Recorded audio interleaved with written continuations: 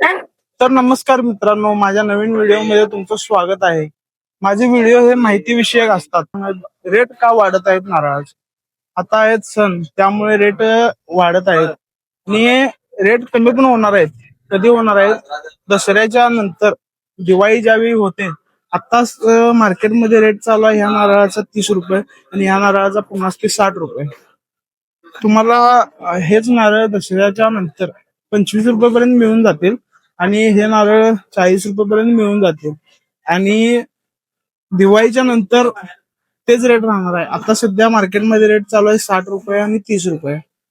Rate वाढण्याची कारणे, आता सीझन वाईज त्याचे रेट असतात. आता सीझन आहे, दसऱ्याला आपल्याला नारळ वगैरे लागतात, त्यामुळे रेट महाग होतोय त्याचा आणि आवक पण कमी आहे. आणि दसऱ्यानंतर आवक खूप मोठ्या प्रमाणात होते, त्यावेळी रेट पण कमी होतात आणि त्याची आवक मोठ्या प्रमाणात वाढते. धन्यवाद.